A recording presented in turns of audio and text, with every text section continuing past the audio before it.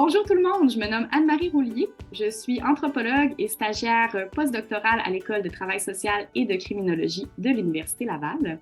Mes recherches portent sur la périnatalité et la petite enfance au Québec. Aujourd'hui, nous nous intéressons à l'importance de la participation des citoyennes et citoyens aux recherches universitaires pour mettre en dialogue théorie et vécu. Pour en discuter, nous sommes en compagnie de Nancy Desharnais et Mélissa Petit. Bienvenue à vous deux. Merci. Super. Alors, je vous laisse vous présenter et me dire quel rôle vous occupez dans votre milieu. Alors, je suis directrice de l'organisme RAFAL. RAFAL, qui veut dire Ressources Action Famille, à Lac-Saint-Charles. Donc, nous sommes situés dans la couronne nord de la ville de Québec. Merveilleux. Mélissa? Oui, à mon tour. Dans le fond, moi, je suis coordonnatrice de l'intervention dans l'organisme. Ça va faire bientôt 3 ans. Et moi, pour juste faire dans mon background, j'ai dans le fond un baccalauréat en travail social.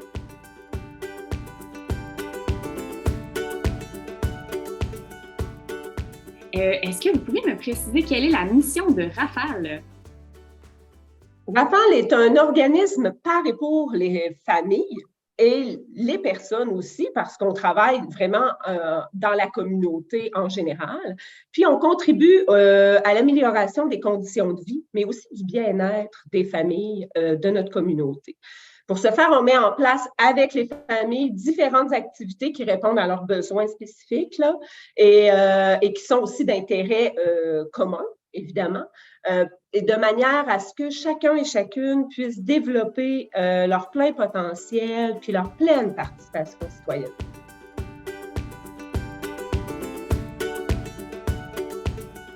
Est-ce que vous avez déjà utilisé des résultats de recherche pour soutenir vos actions?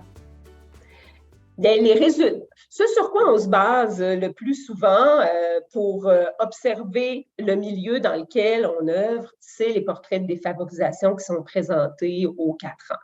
Sans ces portraits-là, je vous dirais, ça ne nous permettrait pas d'avoir un regard qui est objectif, là, je veux dire, qui est issu de données prélevées dans le milieu pour nous orienter puis voir quels sont les besoins de manière générale, dans notre milieu. Donc, pour nous, ça, c'est attendu à tous les 4 ans. Puis, je vous dirais même que les acteurs du milieu se rassemblent autour de ces portraits-là pour justement se projeter dans l'avenir, puis prendre acte aussi de la situation dans laquelle peuvent se retrouver nos familles pour pouvoir ensuite agir en fonction.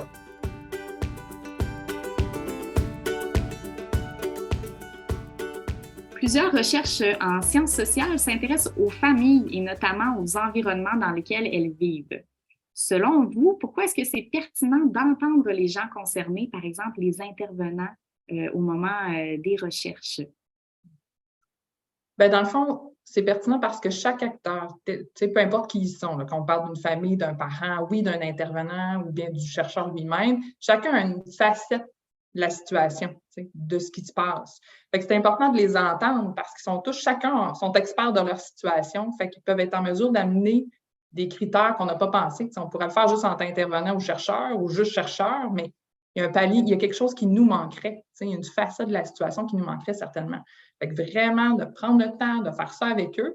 Puis je dirais même que ça a des portées pour par la suite. Si on fait ça avec le monde, quand on va vouloir le rendre public, cette recherche-là, aller sur le terrain avec, puis la faire profiter, là, je peux dire la faire vivre, c'est sûr que s'il y a déjà eu des différents acteurs d'impliquer, c'est une petite porte d'accès aussi là, qui peut permettre cette accessibilité-là par la suite. Là.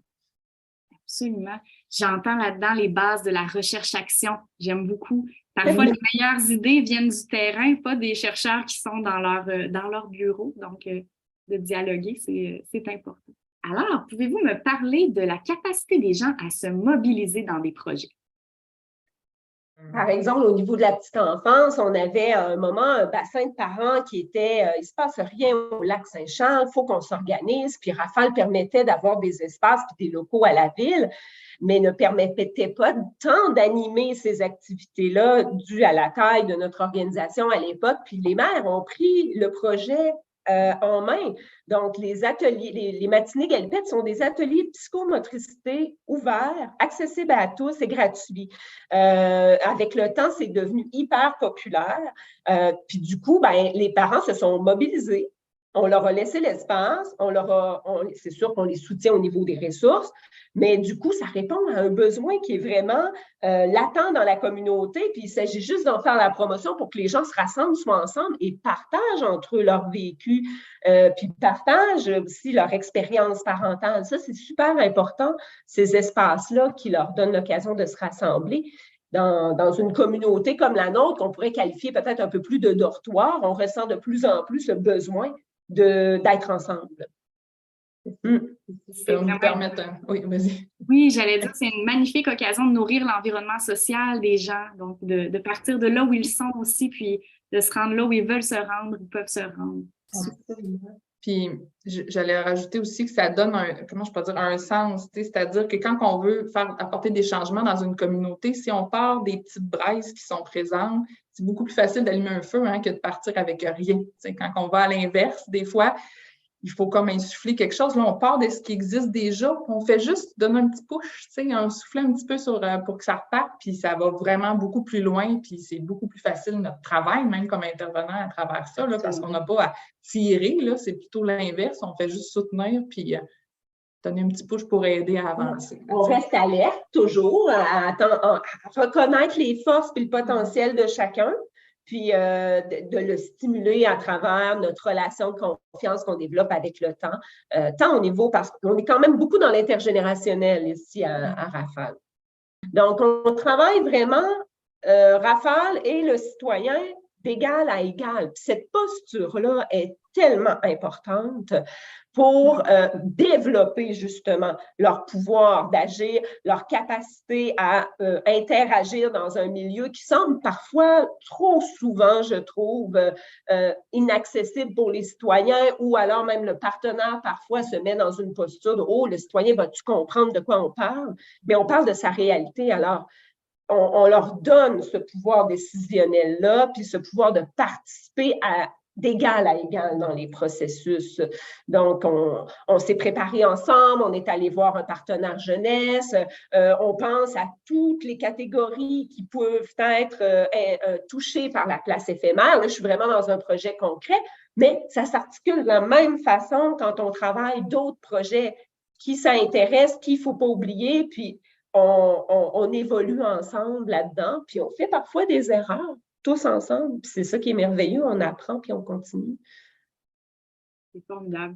On voit que la gouvernance, c'est un univers qui peut être un peu hermétique pour les gens. Vous agissez aussi un peu comme traductrice pour permettre à tout le monde de prendre sa place, se déployer là-dedans.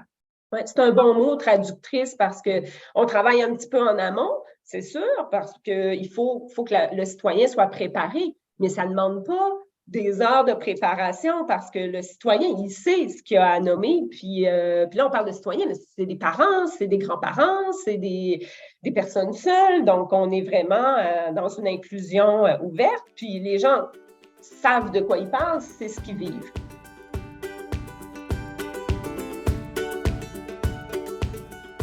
On entend souvent la voix des experts et expertes dans les médias, mais les parents, les familles, on les entend un peu moins témoigner sur leur propre vécu. Quelle place devrait-on leur accorder à ces gens-là, les principaux concernés? Je pense que toute démarche qu'on fait, il faudrait réfléchir à dire est-ce que je peux intégrer des gens? Est-ce que je peux leur faire entendre, leur donner une voie d'accès à participer et à se faire entendre? Leur refiler un peu le porte-voix, pour qu'ils soient les premiers communicateurs, là, en tout cas ceux qui sont capables de décrire la situation, puis d'identifier éventuellement des solutions. Puis je pense que c'est rassembleur pour le commun des mortels. Ce que je veux dire, c'est d'entendre quelqu'un qui, comme souvent, vit une situation comme on le ressent, puis qu'on se dit « Ah ouais, écoute, là, je me sens interpellée par ça, puis effectivement, c'est ce que je vis. Ça normalise en même temps, ça fait du bien de normaliser ce qu'on vit, puis ça peut nous donner le goût de nous mettre en action. » aussi. Entendre parler de situations qui nous concernent dans nos mots aussi, ça peut être plus impliquant que dans des mots non vulgarisés qui semblent sortir d'un autre monde. Oui, puis parce qu'on le veuille ou pas, d'entendre un expert ou quelqu'un qui parle avec justement des mots qui nous rejoignent moins, ben, les citoyens qui entendent ça, lui, le parent ou peu importe, il accroche pas, là, des fois, même juste en entendant le vocabulaire, il va peut-être même pas écouter ce que la personne a dit parce que ça vient pas vibrer à l'intérieur, que quelqu'un qui est comme lui, comme disait Nancy, qui normalise, tu fais comme, attends un peu, c'est exactement moi, c'est mon vocabulaire, c'est la façon de parler comme moi, tu sais.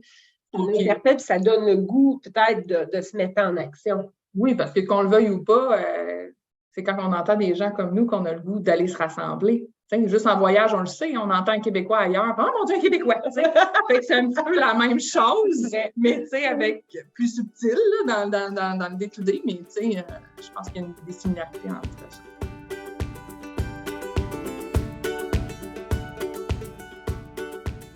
Y a-t-il d'autres personnes que l'on devrait approcher pour mieux connaître la réalité des enfants? Peut-être des familles choisies, la famille élargie? Qu'en dites-vous? Je pense que c'est une responsabilité de tous, les tout petits.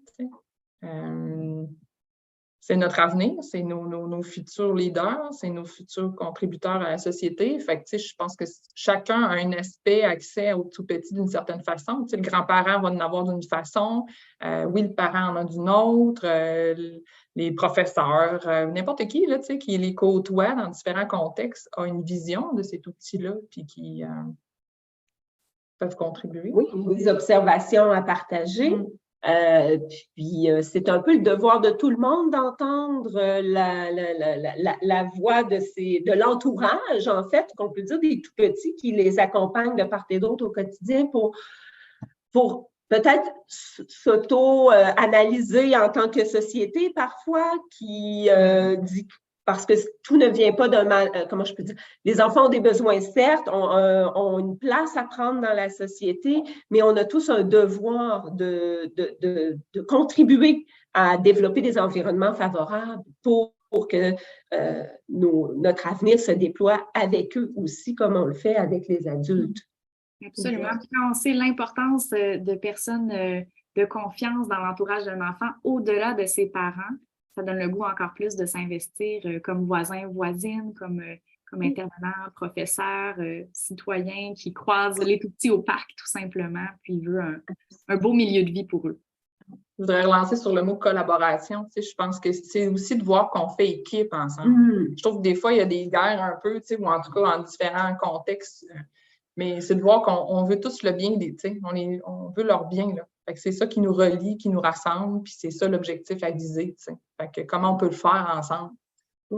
C'est sûr que plus les obstacles à la collaboration seront petits au sein d'une communauté, par exemple, si on travaille à l'échelle d'une communauté, puis que tous les collaborateurs sont en place autour des tout-petits, par exemple, eh bien, je pense que tout le monde est gagnant-gagnant. La responsabilité est partagée. Puis ça, une responsabilité partagée, ben, c'est bien moins lourd à porter, puis c'est beaucoup plus efficace aussi dans la recherche de solutions, dans la mise en place d'actions concrètes qui vont venir transformer des petites problématiques en succès aussi. Et ça fait gagner du temps plus tard. Des fois, au début, ça demande d'énergie, il faut mettre ça en action. Ça ne fait pas partie aussi, des fois, de briser nos façons de fonctionner, de reprendre d'autres plis, si je peux dire, puis de faire autrement. Au départ, ça demande d'énergie, mais une fois qu'on a fait ça, puis qu'on a intégré ça dans notre façon de voir les choses, puis de le faire, ça devient tellement plus facilement que c'est moins énergivore, si je peux dire. Puis c'est l'inverse, ça apporte de l'énergie dans le processus. Donc, on a tout intérêt à collaborer puis à faire force ensemble pour l'avenir des tout-petits, puis leur créer un environnement favorable. Oui, absolument. De croire collectivement que le soin bienveillant, c'est important, je pense que ça peut faire une différence, peu importe on est où dans notre communauté, quel rôle on endosse.